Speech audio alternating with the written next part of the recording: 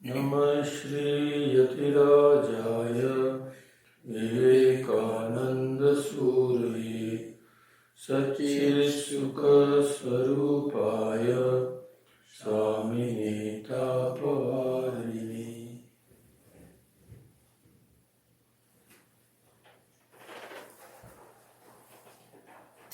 तो हम स्वामी विवेकानंद जी की जो अमेरिका यात्रा थी पहली वाली, जब वे शिकागो पार्लियामेंट ऑफ रिलीजन्स में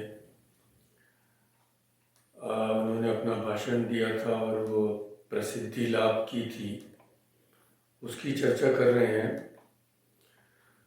तो यह चौथी चर्चा है और पिछली बार हमने देखा कि हमने शुरू किया था उस समय से कि जब स्वामी जी को कितनी कठिनाई झेलनी पड़ रही है और कोई प्रवेश अधिकार था नहीं, कोई परिचय पत्र था नहीं। फिर डॉक्टर राइट ने उनको एक पत्र दिया था, वो भी गुम हो गया था। डॉक्टर राइट ने एक पता दिया था जहाँ पे जाने स्वामी जी के जाने की बात थी, वो भी गुम हो गया था।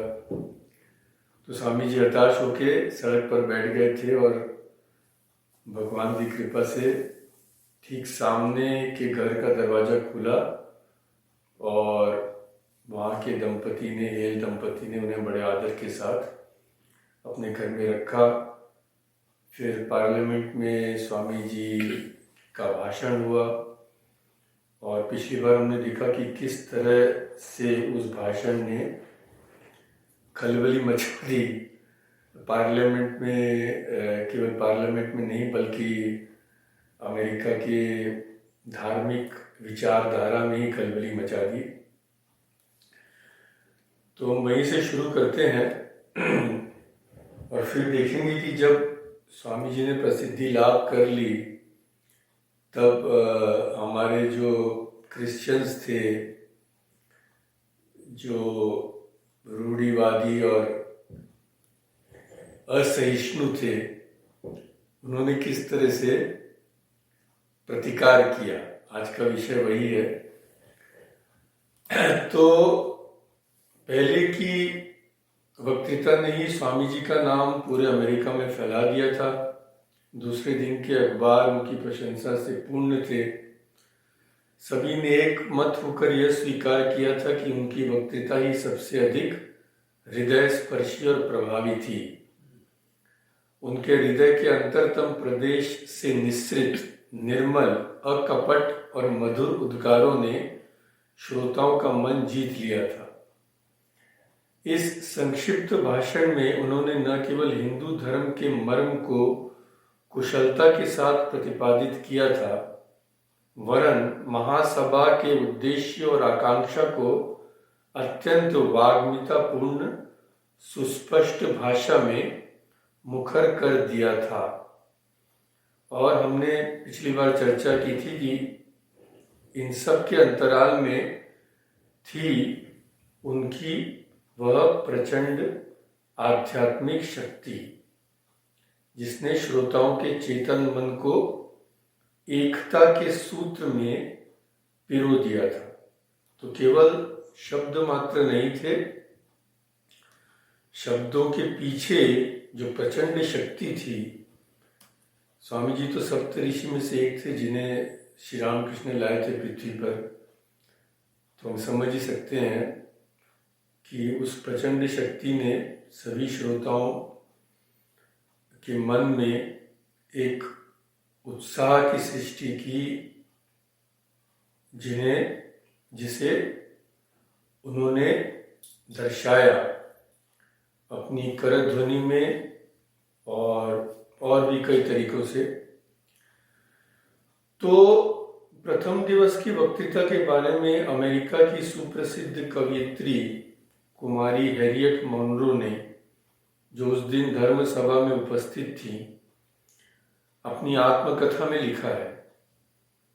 वह तो स्वामी विवेकानंद ही थे जिन्होंने सबको जीत लिया और नगर को अपने वशीभूत कर लिया, पूरे नगर को ही। कुछ अन्य विदेशी वक्ता भी अच्छा बोले, पर उस सुंदर व्यक्तित्व वाले गेरुआ वस्त्रधारी सन्यासी ने प्रांजल अंग्रेजी में सर्वोत्कृष्ट भाषण दिया। उनका व्यक्तित्व प्रचंड और आकर्षक है।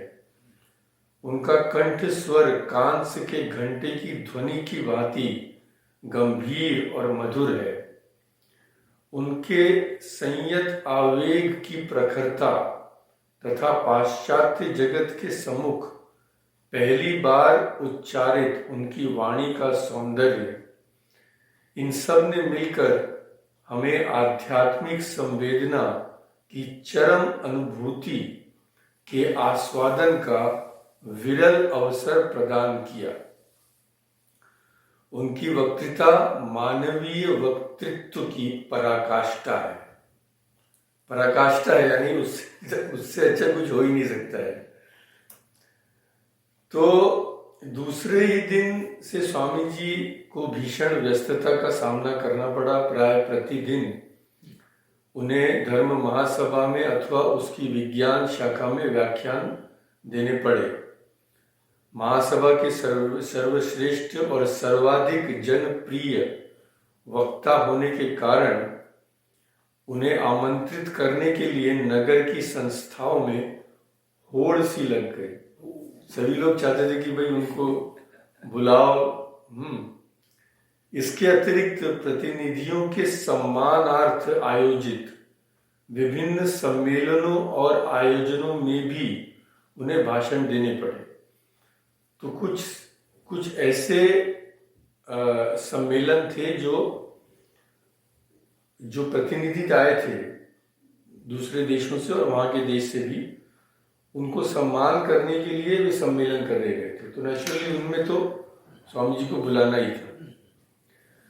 तो इन समस्त वक्तृताओं का पूर्ण विवरण यद्यपि प्राप्त नहीं है, अनफॉर्चुनेटली बहुत उन्होंने उनके कई भाषण अब लुप्त हो गए। तथापि जो कुछ जानकारी प्राप्त हो सकी है वह इस प्रकार है कि 11 सितंबर की प्रथम वक्तृता के पश्चात 15 सितंबर को अपराह्न में उन्होंने संप्रदायों में भातृभाव कैसे हो इस विषय पर प्रकाश डाला था। 19 सितंबर को उन्होंने हिंदू धर्म पर अपना विश्व प्रसिद्ध लेख पढ़ा था यानी उस तरह से नहीं पढ़ा था, उन्होंने तो बिना कोई नोट्स के ये वक्तृता देते थे। 20 सितंबर को उन्होंने भारत में ईसाई प्रचारकों द्वारा किए गए अशोभनीय कार्यकलापों के विषय में मंतव्य प्रकट किया था। 23 सितंबर को बौद्ध धर्म के साथ हिंदू धर्म का संबंध विषय पर उन्होंने चर्चा की थी और 27 सितंबर को महासभा के अंतिम दिवस पर संक्षिप्त विदाई अभिभाषण दिया था। तो वो सब बाद में आता है, अभी हम लोग पहले के दौर पर ही हैं। तो महासभा के चतुर्थ दिन अर्थात 14 सितंबर को विश्व मेला की महिला व्यवस्थापकों की अध्यक्षा श्रीमती पॉटर पामर ने एक्सपोजिशन के महिला भवन में प्रतिनिधियों के मनोरंजनार्थ सांस्कृतिक कार्यक्रमों का आयोजन किया था। वहां स्वामी जी ने भारतीय नारी समाज के बारे में संक्षिप्त वक्तृता दी थी और श्रीमती पामर के अनुरोध पर स्वामी जी ने फिर एक और महिला भवन में पुनः भारतीय नारी पर व्याख्यान दिया था। 25 सितंबर रविवार को प्रातःकाल उन्होंने थर्ड यूनिटेरियन चर्च में भगवत प्रेम विषय पर चर्चा की थी। इसके अतिरिक्त वे अनेक गणमान्य धन कुबेरों के गृहों में आमंत्रित हुए थे, पर अनफॉर्चुनेटली हमारे पास उसका कोई भी विवरण नहीं है। तो यह तो स्वाभाविक है कि स्वामी जी के व्याख्यानों में विशाल जन समुदाय एकत्रित होता था। समाचार पत्र के पृष्ठ उनकी प्रशस्ति से भरे रहते थे। द न्यूयॉर्क हेरल्ड ने उनके बारे में लिखा था, निश्चित रूप से विवेकानंद ही धर्म महासभा के सर्वश्रेष्ठ व्यक्ति हैं। उनकी वक्तृता सुनकर हमें लगता है कि उनकी सुशिक्षित जाति के बीच धर्म प्रचारक भेजना कितना मूर्खतापूर्ण कार्य है। अब लोग समझने लग गए थे कि मिशनरी लोग जो प्रोपेगेंडा कर रहे हैं ना, उसमें सब कुछ सच नहीं है, और इसका ही फल हुआ जो हम लोग आज बाद में थोड़ी चर्चा करेंगे। न्यूयॉर्क क्रिटिक ने लिखा था, अनेकों की वक्तृताएं संक्षिप्त और वाक्पटु होते हुए भी धर्म सभा की मूल नीति और उसकी सीमाओं का वर्णन जितने उत्कृष्ट ढंग से उस सन्यासी ने किया, वैसा और कोई नहीं कर पाया। और श्रोताओं पर हुई उनके भाषण की प्रतिक्रिया के बारे में केवल इतना ही कह सकता हूं कि वे दैवी शक्ति संपन्न वक्ता है, डिवाइन मैसेंजर, डिवाइन ओरेटर। साथ ही उनका शक्तिमान तेजस्वी मुख तथा उनके गेरुए वस्त्र भी उनकी गंभीर प्रभावशाली लालित्यपूर्ण मधुर वाणी की अपेक्षा कम आकर्षक नहीं है। उन्होंने गिरजे और क्लबों में अनेक बार उपदेश दिया है और हम उनके धर्म से परिचित हो गए। उनकी संस्कृति, उनकी वाक्पटुता, उनके आकर्षक एवं अद्भुत व्यक्तित्व ने हमें हिंदू सभ्यता का एक नया आलोक दिया है। तो अब ये सब लोग समझने लग गए थे क्योंकि मिशनरी जो बोल रहे हैं कि एकदम ही जंगली देश है, हमें भेजो, हमें पैसा दो, हम जाएंगे धर्म का प्रचार करेंगे, ये सच नहीं है। इसी प्रकार संयुक्त राज्य के और अनेक प्रसिद्ध पत्रों ने, संयुक्त राज्य नहीं, यूनाइटेड स्टेट्स, तो रूथरफोर्ड अमेरिकन, दी प्रेस, दी इंटीरियर, शिकागो आदि प्रमुख हैं, सबने स्वामी जी की मुक्त कंठ से प्रशंसा की थी। बॉस्टन इवनिंग ट्रांसक्रिप्ट ने लिखा था, सम्मेलन में विवेकानंद का भाषण आकाश की भांति विस्तीर्ण था। उसमें सभी धर्मों की सर्वोत्कृष्ट बातों का समावेश था और सार्वभौम धर्म के सभी गुण उसमें विद्यमान थे, जैसे मानवता के प्रति उदार भाव, ईश्वर के प्रेम के लिए सत्कार्य, न कि दंड के भय अथवा लाभ की आशा से कुछ काम करना। तो क्रिश्चियन में था ना भाई, करो नहीं तो नरक जाओगे। तो स्वामी जी उसका उल्टा ही बोल रहे थे। तो अपने भावों की मोहकता तथा अपनी आकृति की भव्यता के कारण सम्मेलन में विवेकानंद अत्यधिक जनप्रिय हैं। उनके मंच पर आने मात्र से, बोलना तो बाद में होगा, मंच पर आने मात्र से हर्ष ध्वनि होने लगती है। सहस्त्र सहस्त्र व्यक्तियों द्वारा प्रदत्त यह विशिष्ट सम्मान वे बाल सुलभ सरलता से स्वीकार करते हैं, जिसमें अभिमान की तनिक भी झलक नहीं होती। तो इतना सम्मान, पर उनमें कोई अपना गौरव बोध कभी रहा ही नहीं। ये सबसे बड़ी बात थी। तो धर्म सभा का कार्य प्रतिदिन 3 बैठकों में होता था, 3 सेटिंग में, सुबह दोपहर शाम ऐसा होता होगा, और प्रतिदिन के अध्यक्ष अलग अलग होते थे। सभा प्रातःकाल प्रार्थना से प्रारंभ होती थी, पर समय की पाबंदी लोगों के विशेष प्रिय वक्ताओं पर से हटा दी जाती थी। तो पाबंदी थी भाई 15 मिनट बोलना है, 20 मिनट बोलना है, पर जो प्रिय वक्ता थे उन पर कोई पाबंदी नहीं लगती थी। और निस्संदेह स्वामी जी उन विशेष प्रिय वक्ताओं में अग्रणी थे। तो बॉस्टन इवनिंग ट्रांसक्रिप्ट ने लिखा था, कोलंबस के हॉल में, और उस समय गर्मी थी बड़ी, तो लोग पंखा झेलते थे उस समय। कोलंबस के हॉल में 4000 लोग पंखा झलते हुए 2-2 घंटे तक दूसरों का भाषण सुनते हुए केवल इसी आशा में बैठे रहते कि स्वामी विवेकानंद बाद में 15 मिनट बोलेंगे। और स्वामी जी ने खुद इसके बारे में पत्र लिखा था अलसिंगा को, अपने शिष्य को, मद्रास के जो शिष्य थे, उन्होंने खुद लिखा था। क्या लिखा था?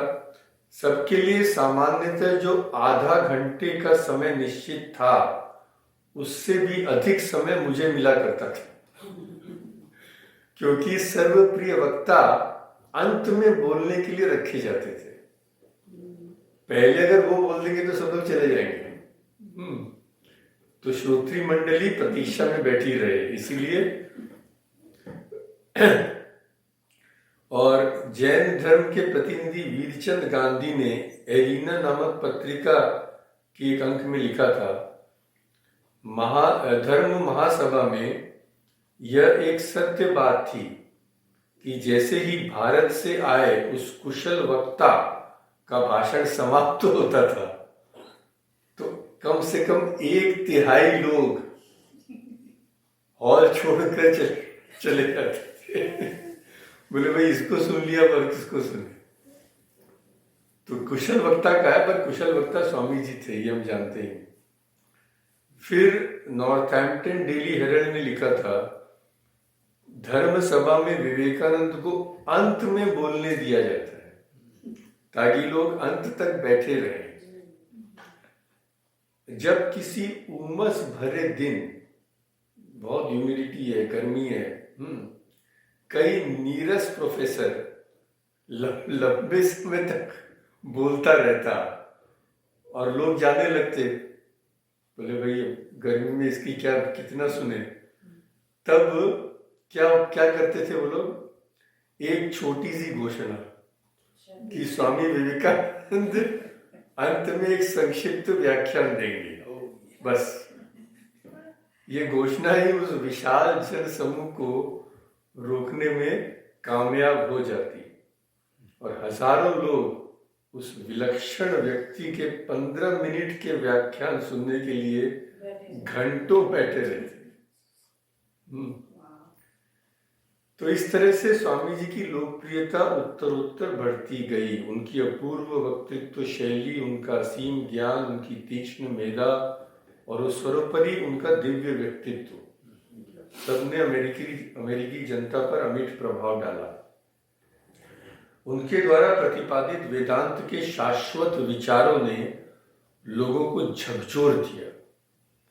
तो अब हम लोग एक्चुअली समझ नहीं सकते कि उस समय किस धर्म का प्रचार था और भारत इत्यादि देशों के बारे में किस तरह की सोच फैलाई जा रही थी। तो उन्होंने कभी सुना ही नहीं था ये भाई पाप बिना किए धर्म होता है क्या।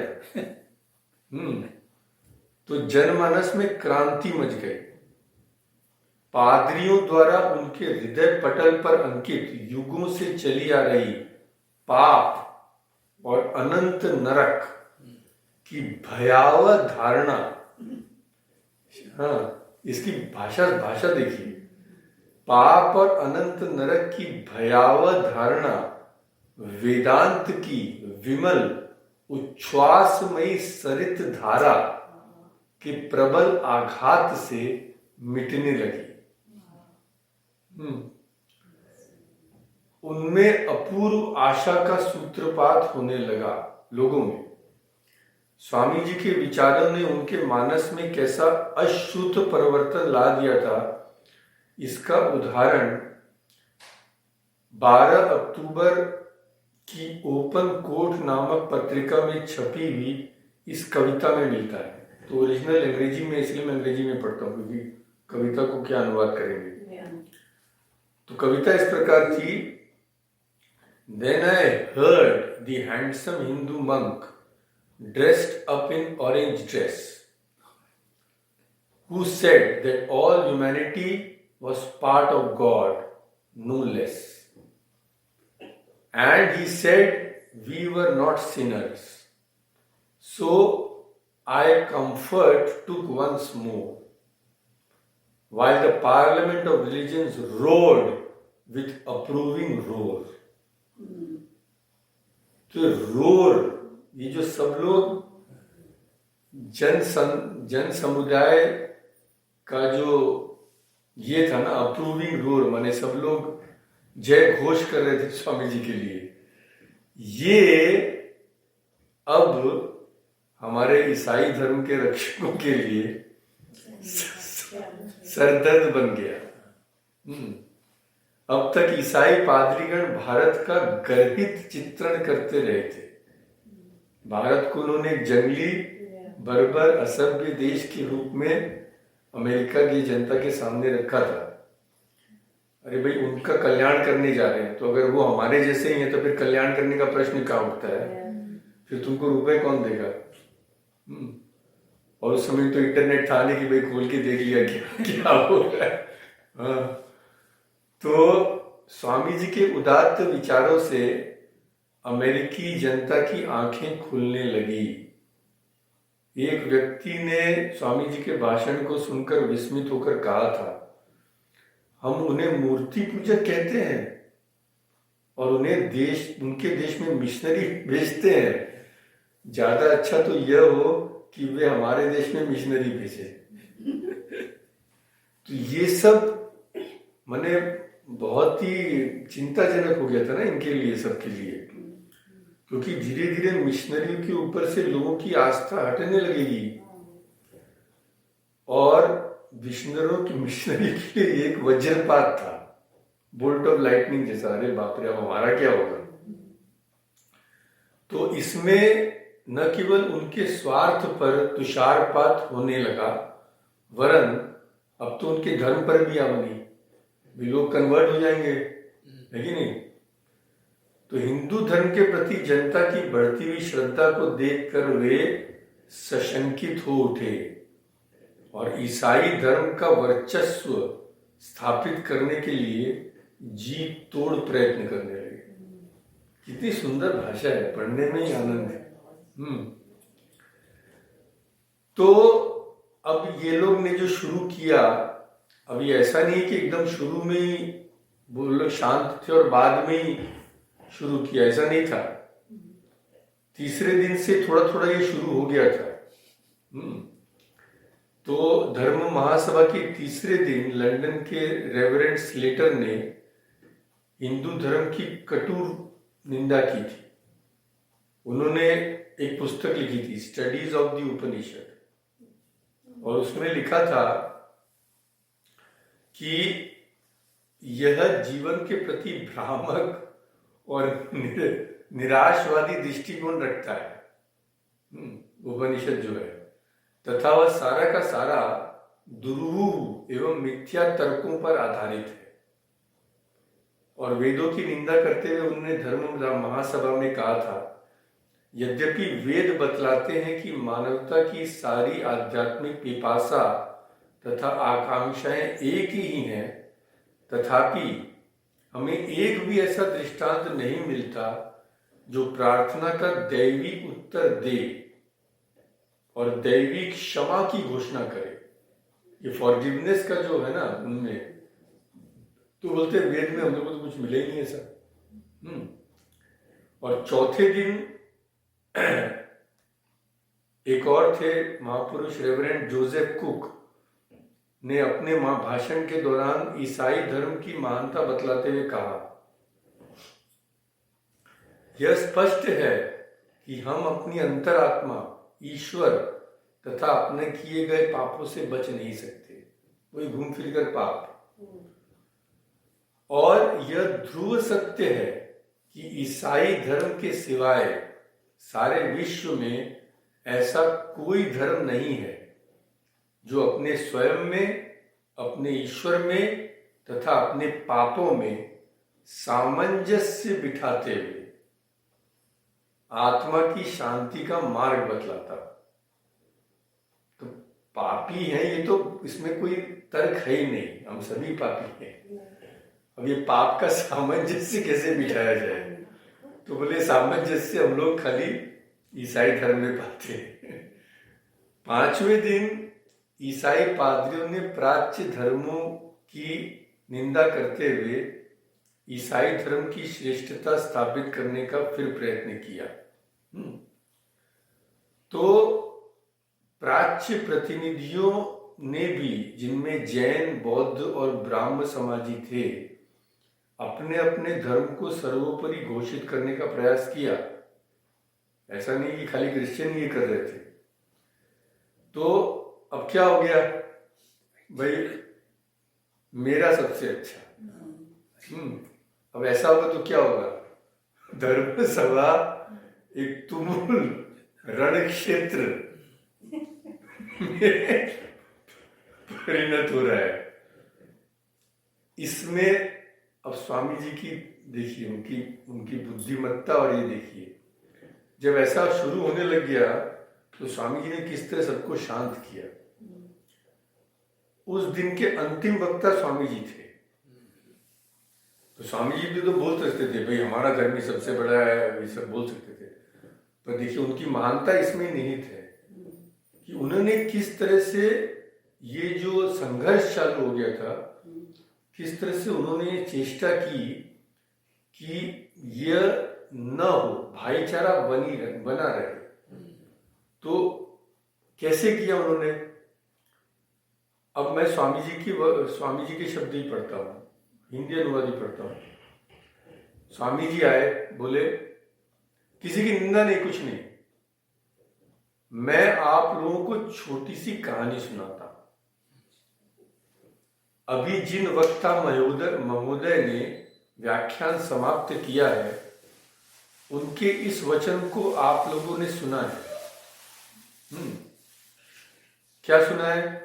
कि आओ हम लोग एक दूसरे को बुरा कहना बंद कर दें। और उन्हें इस बात का बड़ा खेद है कि लोगों में सदा इतना मतभेद क्यों रहता है। बस ठीक है। परंतु मैं समझता हूं जो कहानी मैं कहने वाला हूं उससे आप लोगों को इस विसंवाद का कारण स्पष्ट हो जाएगा। तो ये जो हम लोग में मतभेद हो रहा है, क्यों हो रहा है, ये कहानी के द्वारा स्वामी जी समझाते हैं। क्या कहानी? एक कुएं में बहुत समय से एक छोटा मेंढक रहता था। वह उस कुएं में पैदा हुआ था और उसका पालन पोषण भी वही हुआ था। वह प्रतिदिन परिश्रम के साथ जल के क्षुद्र जंतुओं और कीड़ों को खाकर जल को शुद्ध रखता था। अब धीरे धीरे ये मेंढक उसी कुएं में रहते रहते मोटा ताजा हो गया। होते होते एक दिन दूसरा मेंढक जो समुद्र में रहता था वह कहीं से आ गया और कुएं में गिर पड़ा। तुम कहां से आए हो? कूप मंडूक ने पूछा। मैं समुद्र से आया हूं। समुद्र भला कितना बड़ा है वो? क्या वह भी इतना ही बड़ा है जितना मेरा ये कुआं? यह कहकर उसने एक कुएं के एक किनारे से दूसरे कुएं में छलांग लगाई। बोले इतना बड़ा है तुम्हारा समुद्र? समुद्र वाले मेंढक ने कहा, मेरे मित्र, भला समुद्र की उपमा इस छोटे से कुएं से किस प्रकार दे सकते हो? तब फिर मेंढक ने दूसरी छलांग मारी। तो अच्छा, तो क्या इतना बड़ा है? तब समुद्र वाला मेंढक अब रोक नहीं सका अपने आप को। बोला कि तुम कैसी बेवकूफी की बात करते हो? क्या समुद्र की तुलना किसी कुएं से हो सकती है? बस इस पर कुएं वाला मेंढक नाराज हो गया। उसने चिढ़कर कहा, मेरे कुएं से बढ़कर और कुछ हो ही नहीं सकता। संसार में इससे बड़ा कुछ नहीं है। झूठा कहीं का, निकल जाए यहां से। तो भाइयों, ऐसा संकीर्ण भाव ही हमारे कलह का कारण है। और किस तरह से वो अपने पर लेते हैं। मैं हिंदू हूं, मैं अपने छोटे से कुएं में बैठा यही समझता हूं कि मेरा कुआं ही संपूर्ण संसार है। ईसाई लोग भी अपने क्षुद्र कुएं में बैठकर यही समझते हैं कि सारा संसार उसी कुएं में है। मुसलमान भी अपने तुच्छ कुएं में बैठकर उसी को सारा ब्रह्मांड मानते हैं। और देखिए स्वामी जी की बुद्धिमत्ता देखिए, फिर बोलते हैं आप सब अमेरिका वासी धन्य हैं, क्योंकि आप हम लोगों के इन छोटे छोटे संसारों की क्षुद्र सीमाओं को तोड़ने का महान प्रयत्न कर रहे हैं। इसको बोलते हैं कि स्टेट्समैनशिप, इसको बोलते हैं, जो भगवान कृष्ण के भाषण में भी मिलता है। महाभारत में जब वो शांति दूत बन के जाते हैं, वो भी कभी देखेंगे। तो फिर कहते हैं मैं आशा करता हूं कि भविष्य में परमात्मा आपके इस उद्योग में सहायता देकर आपका मनोरथ पूर्ण करे। तो एक भी नेगेटिव थॉट नहीं है, किसी की निंदा नहीं है।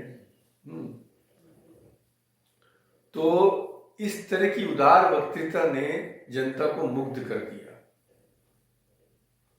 पर ये तो मिशनरी के लिए और भी गड़बड़ हो गया ना, इनकी शोहरत तो बढ़ती जा रही है, प्रॉब्लम हो गया है। तो अब वे चुप बैठने वाले नहीं थे। दिन पर दिन उनके आक्षेप कटु होते गए। माने सॉर्ड्स आर ड्रॉन। अब कोई उपाय नहीं, अब हमको बचना है तो इसको नीचे करो। उन्होंने खुलेआम प्राच्य धर्मों की निंदा शुरू कर दी। विशेषकर हिंदू धर्म के विरुद्ध तो उन्होंने जिहाद ही बोल दिया। वातावरण में कटुता बढ़ती गई। महासमा के 9वें दिन अर्थात 19 सितंबर के प्रातःकाल ये कटुता चरम सीमा पर पहुंच गई।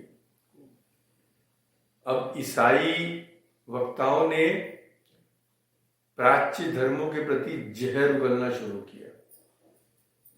शिष्टाचार का जो महीन पर्दा था खत्म, एकदम बिल्कुल पूर्ण रूप में न खत्म, दूर हो गया। कट्टर पादरियों ने खुले शब्दों में प्राच्य धर्मों को निम्न, बर्बर, मूर्ति पूजक और असभ्य घोषित करते हुए यह दलील दी कि ईसाई धर्म ही सार्वजनीन धर्म होने का अधिकारी है। अतः सब जो आए हैं वक्तृता देने, सब प्रतिनिधि को ईसाई धर्म की श्रेष्ठता स्वीकार कर लेनी चाहिए। माने अब सब लिमिट क्रॉस हो रहा है। तो अब तक स्वामी जी ने ईसाई मिशनरियों की अनवरत तो जानते हैं ना, विदाउट माने थमने का नाम नहीं है, लगातार कटु आलोचनाओं और उनके द्वारा प्रचारित भ्रांत धारणाओं का प्रतिवाद नहीं किया था। ठीक है भाई, बोलने दो हमको, मेरे को पॉजिटिव थॉट्स देने दो, तब शायद सिचुएशन सुधर जाए, वो लोग भी समझ जाए।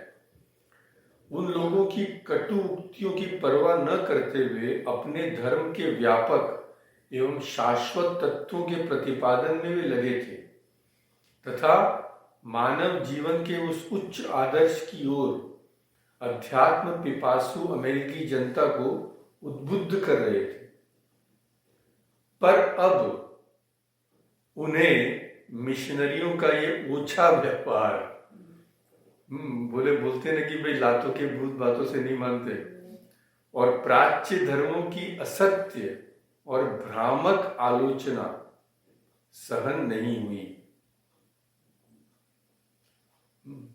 तो उन्होंने भी अब बोला कि भाई नहीं, ये लोग को भी थोड़ा दिखा दो, तुम लोग दूध के धुले नहीं हो जितना दिखा रहे हो। तो थोड़ा सा ये मंच पढ़ेंगे। अपनी वक्तृता में उन्होंने गुरु गंभीर स्वर में प्रताड़ना देते हुए कहा,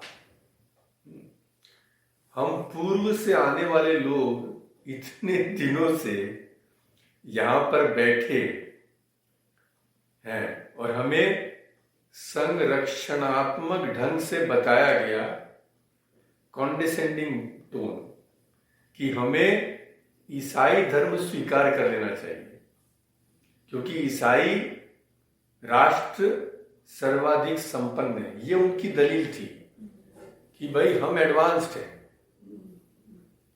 हम विश्व के सबसे एडवांस्ड कंट्रीज में से एक हैं। यही इस बात को सिद्ध करता है कि ईसाई धर्म सर्वश्रेष्ठ है, माने इसका कोई तुक नहीं है। पर वो लोग तो सब लोग उसी, ये तो प्राच्य जो चिंताधारा है तो इस तरह से ही बनी हुई है कि भाई मटेरियल एडवांसमेंट हो रहा है तो बाकी सब ठीक है।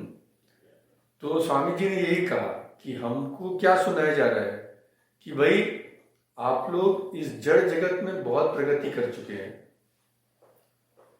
और आपका धर्म ईसाई धर्म है, तो चूंकि आज आप सबसे शक्तिशाली देशों में से एक है, इसीलिए ईसाई धर्म ही सत्य है और हमें सब ईसाई धर्म स्वीकार कर लेना चाहिए।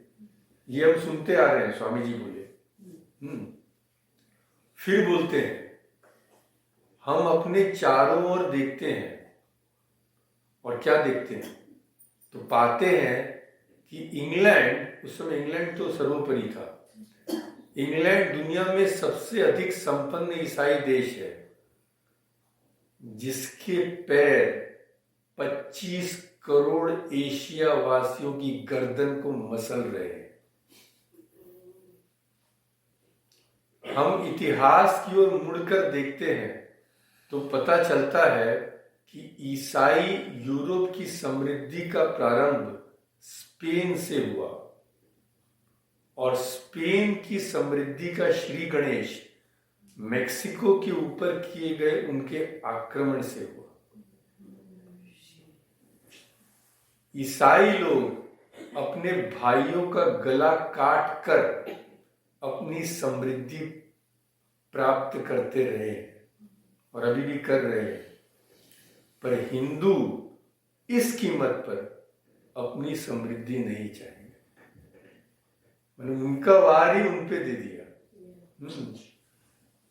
समृद्धि का बखान कर रहे हो ना, पर समृद्धि तो at the cost of someone else, दूसरे देशों को लूटकर तुमने समृद्धि प्राप्त की है। उसी दिन अपराह्न में स्वामी जी हिंदू धर्म पर अपना लेख पढ़ने वाले थे और ये अनाउंस कर दिया गया था। समय से काफी पूर्व ही लोगों की भीड़ हॉल में एकत्रित होने लगी थी। किसने लिखा था, कोलंबस हॉल उन सभी लोगों को समा नहीं सका जो भीतर प्रवेश करने का प्रयास कर रहे थे। शिकागो इंटर ओशन ने लिखा था, लोगों की भीषण भीड़ जिसमें अधिकांश महिलाएं थी, सभा के प्रारंभ होने के 1 घंटा पूर्व ही दरवाजों से सटकर खड़ी हो गई थी, क्योंकि ये घोषणा कर दी गई थी कि सुप्रख्यात हिंदू सन्यासी स्वामी विवेकानंद उस दिन वक्तृता देंगे। तो हिंदू धर्म पर स्वामी जी के भाषण ने जो उस दिन उन्होंने दिया था, सारे पाश्चात्य देशों की आंखें खोल दी थीं। भले ही उस भाषण में निहित भाव पहले प्रस्तुत किए गए हों, कुछ ऐसा नहीं था कि स्वामी जी ने सब कुछ ही नया बोला था, कुछ कुछ पहले भी लोगों ने सुना होगा, पर इसके पूर्व कभी इतनी उत्कृष्ट वाग्मिता में प्रस्तुत नहीं किए गए थे और न ही उनके पीछे दैवी उद्देश्य की वह शक्ति थी। यह बात, यही सीक्रेट था, यही रहस्य था कि स्वामी जी की प्रचंड जो पर्सनैलिटी थी ना और जो शक्ति उनमें थी, तो अब तो सबको ईसाई धर्म में दीक्षित करने की धारणा रखने वाले ईसाइयों के पैरों तले धरती खिसक गई, क्योंकि न केवल स्वामी जी के उस लेख में, पहले वाले ने,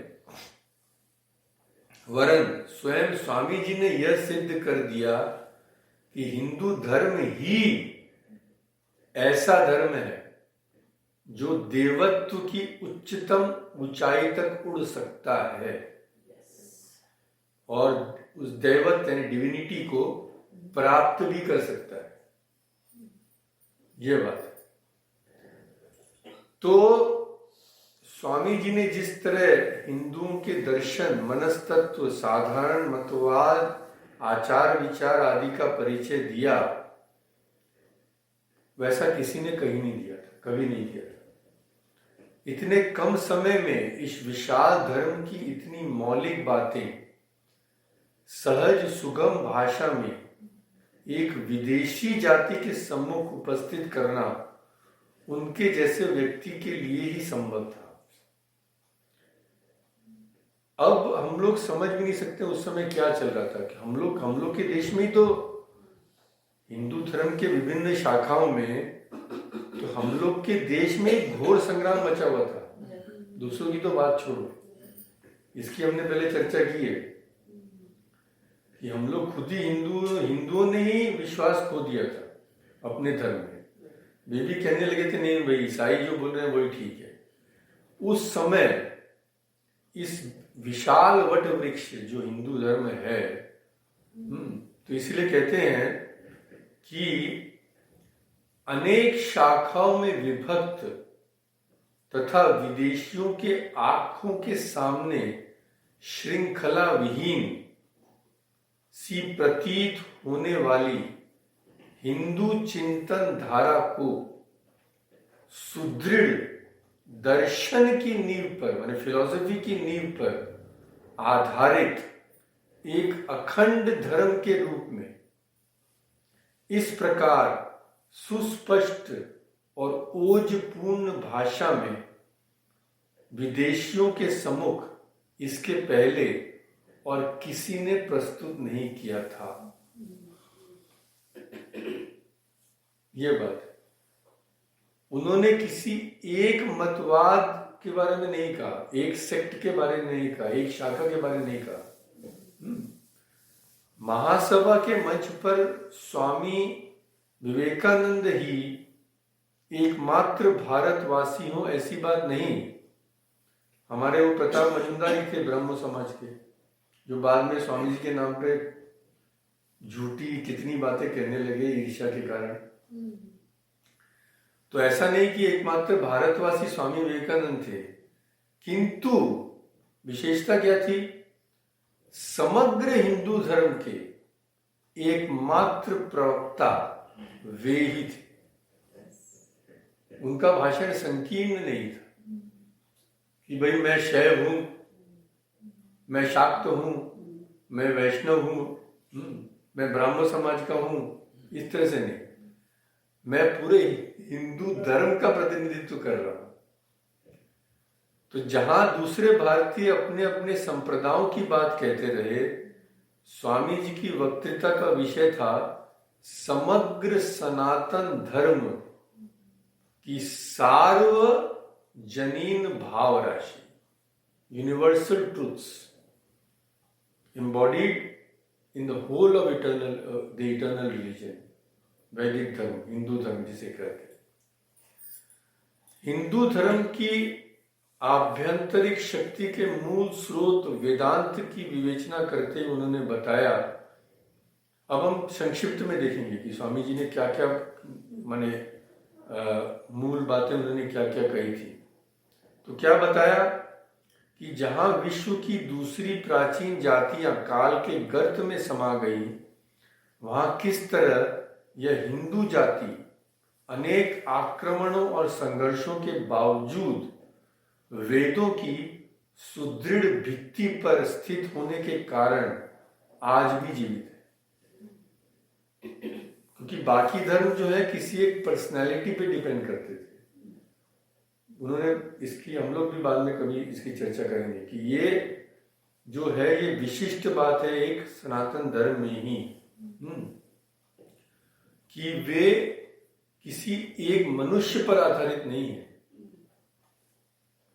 तो वेद के अनादि वेद अनादि और अनंत है, पर वेद का अर्थ कोई पुस्तक से नहीं है। वह भिन्न भिन्न कालों में भिन्न भिन्न व्यक्तियों द्वारा आविष्कृत आध्यात्मिक तत्वों तथा नियमों का संचित कोश है। जैसा कि हमने रिट्रीट में इसकी चर्चा की थी। वेदोक्त आत्म तत्व की विवेचना करते हुए उन्होंने कहा कि आत्मा न तो शरीर है न मन। शरीर तो मृत्यु को प्राप्त होगा, पर आत्मा नहीं मर सकती। आत्मा नित्य पाप मुक्त शुद्ध बुद्ध मुक्त है। वह किसी पदार्थ से सृष्टि नहीं हुई है उसकी, क्योंकि सृष्टि का अर्थ है भिन्न भिन्न द्रव्यों का संयोग, और जब संयोग होगा तो वियोग भी होगा। तो आत्मा का सृजन भी नहीं हुआ है, और चूंकि सृजन नहीं हुआ है इसलिए मृत्यु भी नहीं हो सकती। इससे सिद्ध होता है कि आत्मा कोई सृष्ट पदार्थ नहीं है। और मृत्यु क्या है? कोई भयावह चीज नहीं है। मृत्यु का अर्थ है केवल देह परिवर्तन, जैसा कि हम गीता में पढ़ रहे हैं।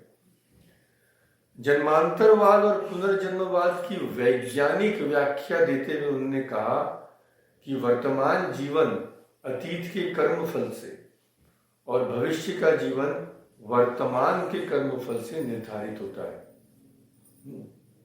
अपने किए गए कर्मों के अनुरूप ही देह की प्राप्ति होती है। इस तरह आत्मा जन्म और मृत्यु के चक्र में घूमती, कभी ऊपर कभी नीचे जाती है। पर एक दिन आ जाता है जब जन्म जन्मांतर की साधना के फलस्वरूप भगवान का दर्शन होता है और आत्मा इस मृत्यु के चक्र से, जन्म मृत्यु के चक्र से मुक्त हो जाता है, फिर कभी बंधन में नहीं आता। अतः भगवत दर्शन के लिए यह आवश्यक है कि यह शुद्र मैं और मेरा भाव जो शरीर के साथ युक्त है उसका त्याग हो। उसके बिना मुक्ति का कोई प्रश्न ही नहीं उठता है। इससे जीवात्मा का नाश नहीं होगा। मैं मेरा को छोड़ने से हमारा नाश नहीं होगा, वरन पूर्णता की प्राप्ति होगी। जहां पे मैं मेरा रहेगा वहां हम सीमित रहेंगे। मैं और मेरा इतना सही है। जब मनुष्य विश्व प्राण के साथ तादात्म्य स्थापित करता है तब वह मृत्यु के पाश से छूट जाता है। दुखों का नाश तभी होता है जब मनुष्य आनंद के साथ एकात्मता लाभ करता है। माने आनंद दूसरा और मैं दूसरा ये नहीं, मैं ही आनंद बन जाता हूं। भाषा देखिए स्वामी जी की। दुखों का नाश तभी होता है जब मनुष्य आनंद के साथ एकात्मता लाभ करता है, माने आनंद ही हो जाता है। भ्रम तभी तिरोहित होता है जब मनुष्य चेतना के साथ अभिन्नता प्राप्त करता है। यही विज्ञान द्वारा पुष्ट सिद्धांत है। ये साइंटिफिक है, लॉजिकल है। तो वेद कहते हैं कि आत्मा ब्रह्म स्वरूप है। यह केवल पंचभूतों के बंधन में बंध गई है और उस बंधन के टूटने पर वह अपने पूर्व के पूर्णत्व को प्राप्त हो जाएगी। और इस पूर्णत्व के प्राप्ति को ही कहते हैं मुक्ति, जिसका अर्थ है स्वाधीनता और अपूर्णता, जन्म मृत्यु आदि व्याधि शोक इत्यादि सबसे छुटकारा। तो आत्मा का यह बंधन केवल ईश्वर की दया से ही, उनकी कृपा से ही टूट सकता है और उनकी दया शुद्ध पवित्र स्वभाव वाले लोगों को प्राप्त होती है। अतएव ईश्वर की कृपा प्राप्त करना है तो क्या करना पड़ेगा? कहते हैं पवित्रता ही उनके अनुग्रह, उनकी कृपा की प्राप्ति का उपाय है।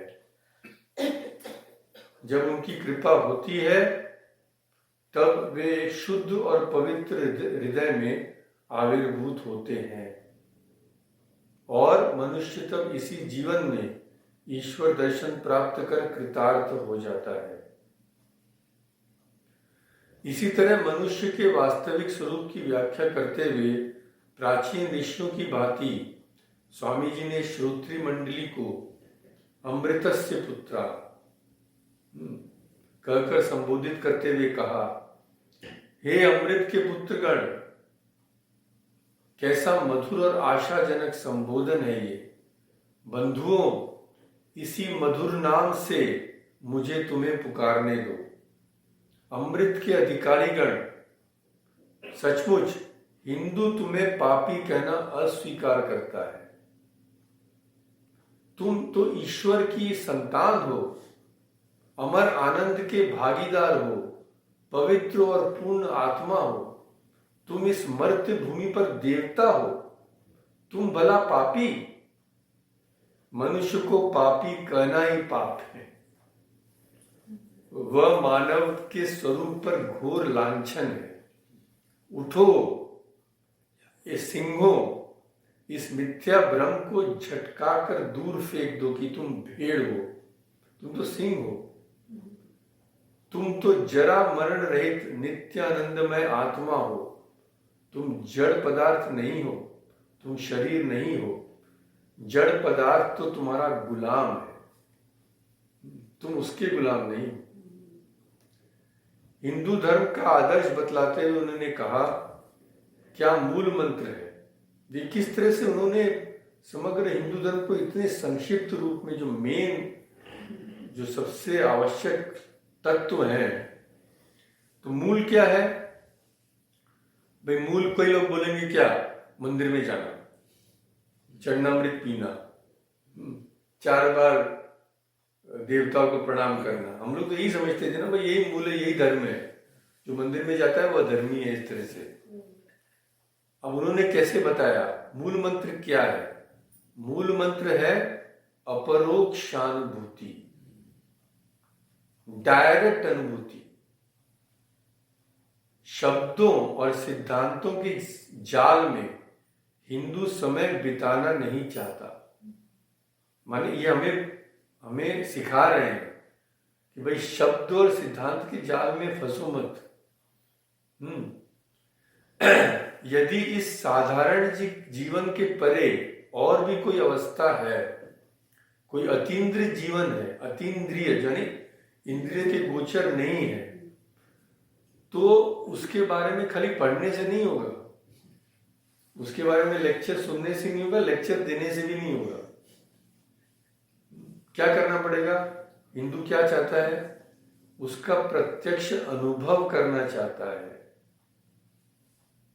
हिंदू किस तरह सोचता है कि यदि उसमें कोई आत्मा है जो जड़ वस्तु नहीं है, और यदि सच में कोई दयामय सर्वव्यापी परमात्मा है, तो वह उनका साक्षात्कार करना चाहता है।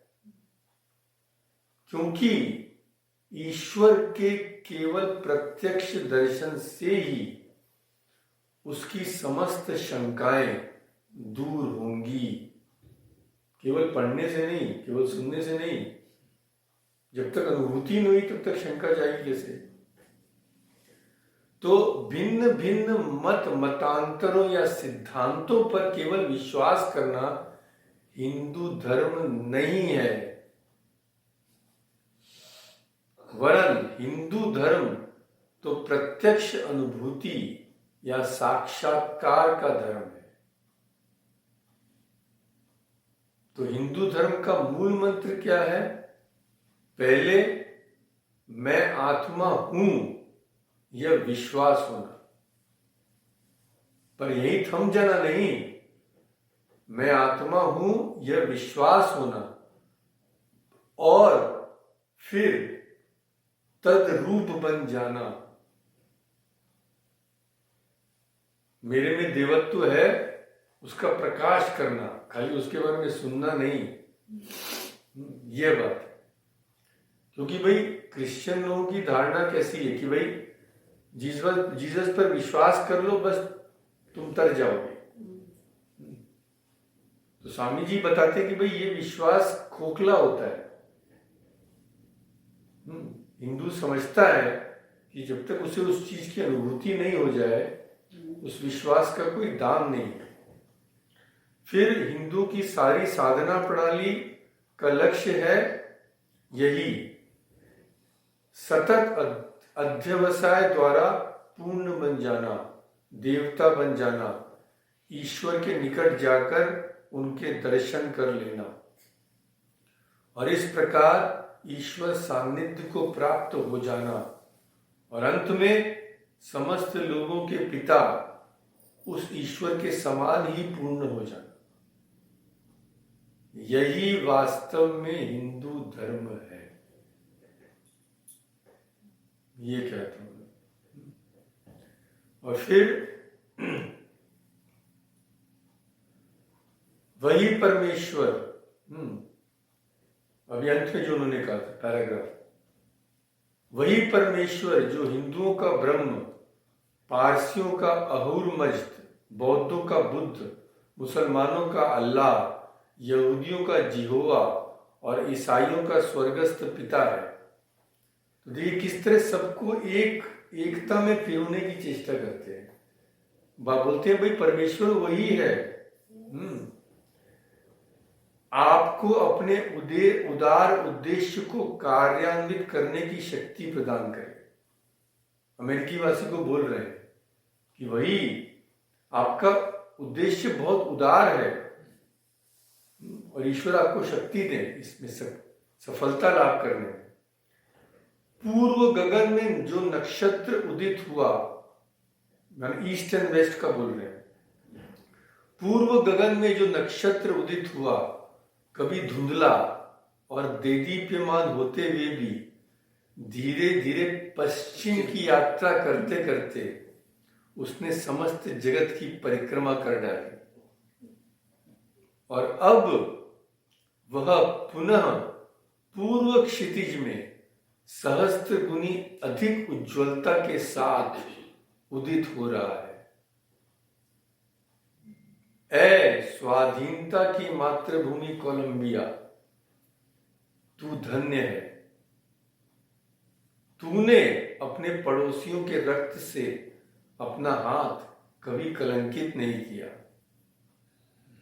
तूने अपनी प्रतिवेशियों का सर्वस्व अपहरण कर सहज ही धनी और संपन्न बनने की चेष्टा नहीं की। अतएव तू ही सभ्य जातियों में अग्रणी होकर शांति पताका फहराने की अधिकारिणी है। यहीं पे उन्होंने समाप्त किया। लास्ट में भी उन्होंने एक पॉजिटिव नोट के साथ तो फिर शायद उन्होंने कहा था कि आज, या फिर वो पहली वक्तृता में कहा होगा कि आज जो घंटा बजा, मैं चाहता हूं कि यह एक डेथ नेल हो सब तरह की असहिष्णुता, वो हमने शायद पढ़ लिया है। तो यह था स्वामी जी का प्रभाव। एक मत में सबने स्वीकार किया था ये। तो एक उसी से समाप्त करें कि स्वामी जी के हिंदू धर्म इस वक्तृता पर प्रस्तुत जो उन्होंने किया था उसका प्रभाव का कुछ अनुमान हमें मिल जाए। तो इसका स्रोत अज्ञात है। ये किसने कहा था? ये मैरी लुई बर्ट ने बहुत रिसर्च करके कहीं से उन्हें मिला था। समाचार पत्र में आया था, पर किसने लिखा ये ज्ञात नहीं उसका है। तो भीड़ के लिए सबसे रोचक व्यक्तित्वों में से एक है स्वामी विवेकानंद। भारत के एक अत्यंत विद्वान धर्मशास्त्री प्रोफेसर विवेकानंद, प्रोफेसर उसने कहा था, जिनका व्यक्तित्व अत्यंत आकर्षक है और जो इतनी कम आयु में भारत के प्राचीन ज्ञान से इस प्रकार परिपूर्ण है। उन्होंने ऐसा भाषण दिया जिसने मानो पूरे कांग्रेस को अपने वश में कर लिया। लगभग हर ईसाई चर्च के बिशप और पादरी वहां उपस्थित थे और वे सभी उनके प्रभाव से अभिभूत हो उठे। उनके पीले मुखमंडल से झलकती बुद्धि, उनकी वाक्पटुता और अपने प्राचीन पूजनीय परंपरा की सुंदरताओं का उनका अप्रतिम अंग्रेजी में वर्णन, इन सब ने श्रोताओं पर गहरा प्रभाव डाला। जिस दिन इस अद्भुत प्रोफेसर ने अपना भाषण दिया और उसके बाद भी कई भाषण हुए, उसी दिन से वे जहां भी जाते भीड़ उनके पीछे चल पड़ती। भवन में प्रवेश करते और बाहर निकलते समय प्रतिदिन सैकड़ों महिलाएं उन्हें घेर लेती। वे लगभग एक दूसरे से संघर्ष करती कि किस तरह अब उनके निकट पहुंच सके और उनका हाथ छू सके। तो और भी इस तरह से बहुत इस तरह की बहुत है, पर नेचुरली हम लोग सब नहीं पढ़ेंगे। तो यह हुआ हमारे क्रिश्चियन मिशनरी द्वारा आक्रमण शुरू, और ये थमा नहीं, ये बाद में भी चला। तो देखता हूँ कि बाद में हम लोग अगर इस पर ही चर्चा करें तो किस विषय माने कौन सी घटना को लेकर करें, ये बाद में हम लोग तय करेंगे। तो आज यही समाप्त करते हैं। ओम शांति शांति शांति।